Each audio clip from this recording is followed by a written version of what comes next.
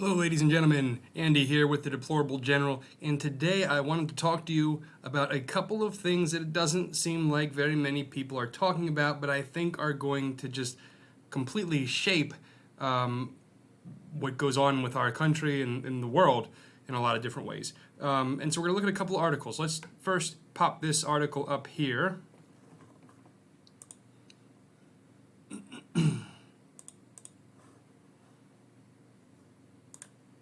Okay, so this article says China just brokered a historic truce between Saudi Arabia and Iran. Now, this is like really interesting, right? Because Saudi Arabia and Iran have been basically mortal enemies forever. This is the Sunnis and the Shiites. These are two Muslim countries with opposing spiritual and religious ideologies that have hated each other for years and years and years, and China, of all people, have just brokered a deal, a truce between Saudi Arabia and Iran. And so this is really interesting because these are two countries that are very oil-rich countries. If we look down here, the truce was signed on Friday, and this article comes from MSN, by the way. And it says that diplomatic relationships have been reestablished after 7 years of bitter rancor, and then China actually brokered the truce, like we said, and this in and of itself is relatively concerning. The article goes on to say the question is now whether China is willing to step up to play the central role negotiating a settlement in the Russia-Ukraine conflict. That's going to be interesting because, as you may know, or maybe you don't, China and Russia have a pretty strong relationship at this point, with China saying that they will support Russia any way that they have to. And that's really interesting. So what we have with China and Russia is two separate countries. One, China has the population, but not the resources. And Russia has the resources, but not the population. Okay? And so that's a dynamic where these countries that are neighbors, that share a common border, are able to kind of partner up and become a force that is pretty formidable if and only if China is able to overcome their age crisis, where they have their generation is aging fast and not producing enough young citizens to kind of maintain the country, right? And so that's a different topic. In this video, I want to talk about this peace that was negotiated here, this truce. It's very interesting, and let me show you why. For those of you who are not familiar, Iran is one of the quote-unquote axis of evil that was it was described or defined by George Bush, and so we've had this tension between the United States and Iran for a long time, and so now Saudi Arabia and Iran are there's a truce, at least. I don't want to say that they are allies or they are partners necessarily, but there is potential for that. So let's jump over here to the RT. U.S. ally expresses desire to join BRICS. Now, BRICS is an economic alliance with Brazil, Russia, South Africa, and China. And so, again, pretty strong, pretty solid economic alliance. And what we have here is Saudi Arabia, at least considering joining this BRICS alliance. It's interesting because it would take the top three oil producers in the world are the U.S., Russia, Saudi Arabia. This alliance would take the two largest oil and natural gas producers and combine them together into one economic force. again, which would kind of potentially make the need for the United States to be this strong superpower irrelevant or obsolete. Here's another article. This is Breitbart. Saudi Arabia seeks to join Russia-China-led BRICS coalition after Biden insults. And oh yeah, it's so again the coalition consists of Brazil, Russia, India, China, and South Africa. And this is largely a trade organization. Now here's why this matters, right? Because who cares if all these countries are just trading amongst each other? But here's why it matters. Saudi Arabia moves to open oil trading to currencies other than U.S. dollars. Currently, the global reserve currency is the U.S. dollar, because up to this point, the rest of the world has acknowledged that the U.S. dollar is the strongest currency. Now, I want to say the U.S. dollar still is the strongest currency, right? That's not necessarily changing right now. But that being said, it also gives the United States a lot of power economically. And a lot of these countries don't appreciate that power. They appreciated it back when the U.S. Navy protected the waterways and provided protection for global trade. But now that the U.S. doesn't provide that as a service, they don't appreciate the power and influence that the U.S. government has over foreign affairs, and so a lot of countries are seeking to possibly break free from that. Saudi Arabia has been an ally, quote unquote. Saudi Arabia has also been the largest violator of human rights in the world, largest state sponsor of terrorism. As some people know or maybe don't know, a good handful of the 9/11 terrorists had Saudi Arabian passports. Draw whatever conclusions you like from that. But anyway, so they were quote-unquote allies, and now they are looking to trading in other currencies other than dollars. And specifically, the Chinese win. And so this article goes down and it talks about that. It says it's been decades since Saudi Arabia strictly used U.S. dollars, the world's most stable currency, to do business. They have pegged their currency to the value of the dollar, as have many other nations. The international price of oil is also in U.S. dollars. The U.S. petrodollar is a major contributor to the wealth of the United States, as trade in oil has been entirely conducted in the currency of the U.S. While Chinese sales account for more than a quarter of Saudi Arabia's oil exports, China has had to purchase that oil in American dollars. The value of the dollar could face decline if one is also able to be used to purchase the energy source that literally fuels the world. So that's that. Will Russia be open to letting Saudi Arabia join BRICS? So Russia kind of heads up that organization.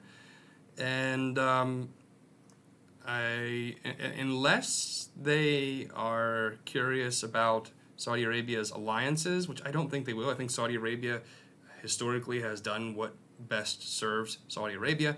I don't see why that's even a question. But one of the things that's really interesting here is India currently is like the fastest growing economy in the world.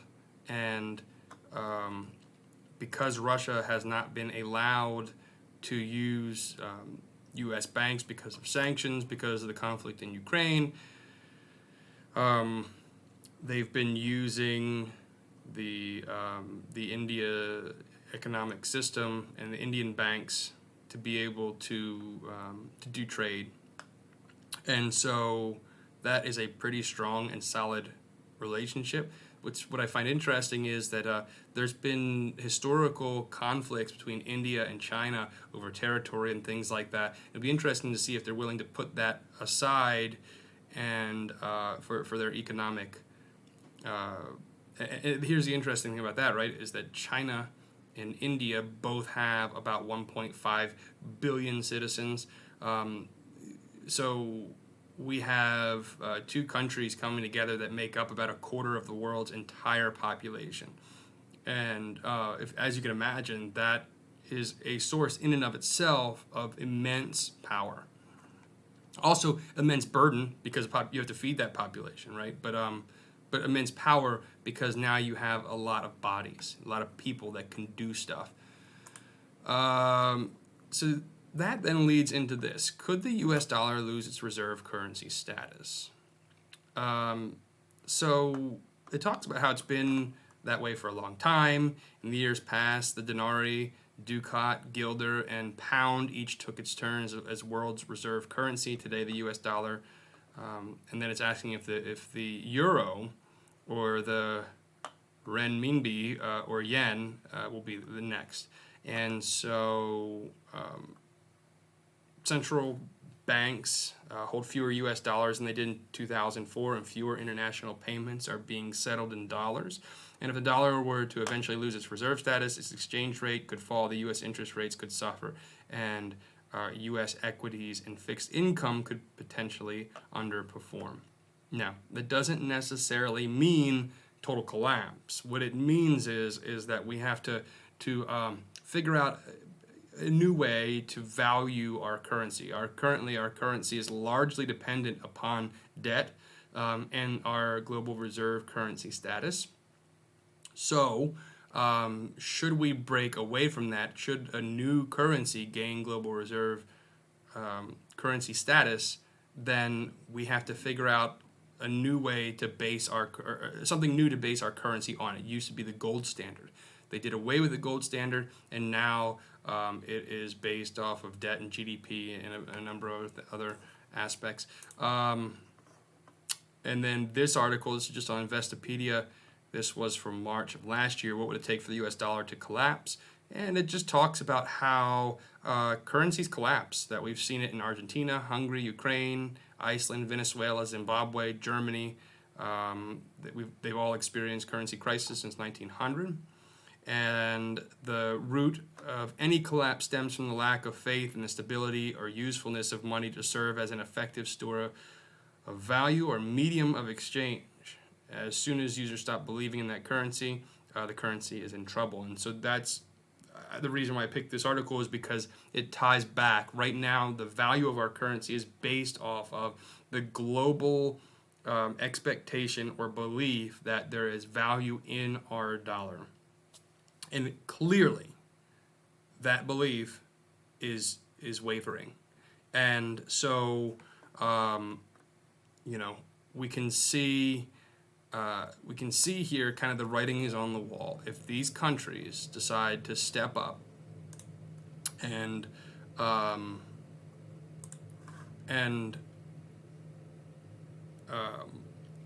step away from the U.S. dollar, at this point, other than the exports that we have to offer, and that's not necessarily our government that is to be thanked for that. We live in a capitalist society, so if the rest of the world were to step away from the U.S. dollar, what we would see is a very rocky transition to us trying to figure out a new system to base our currency on. Then, if that were to happen, my guess is it would lead to hyperinflation. The dollar would be worth a lot less, and we wouldn't probably be making much of any more in our paychecks, and then that would be it could be catastrophic. We see how tensions are in this country right now, and I think that if all of a sudden, a loaf of bread was, $100, and to fill your gas tank up, it was like $3,000, and people weren't getting paid anymore in their paychecks, I think we would see tensions rise to a level where we would have, looting, we would have riots, things like that, because it would show a fundamental breakdown in our economic system. And we could argue that that was caused by the actions of our government, the people that we put in place to represent us. And so, anyway, those are some articles that, like I said, that I haven't seen anyone else covering this stuff this week, and I think it is critical. I think we need to keep an eye on this stuff to have our finger on the pulse of what's going on economically in the world. Stay prepared. That's the big thing, right? It's not too late to be prepared. Go to Walmart, go to Dollar General, go to your local mom and pop stores and buy a couple 25-pound bags of rice, buy some canned goods, buy a couple of cases of water.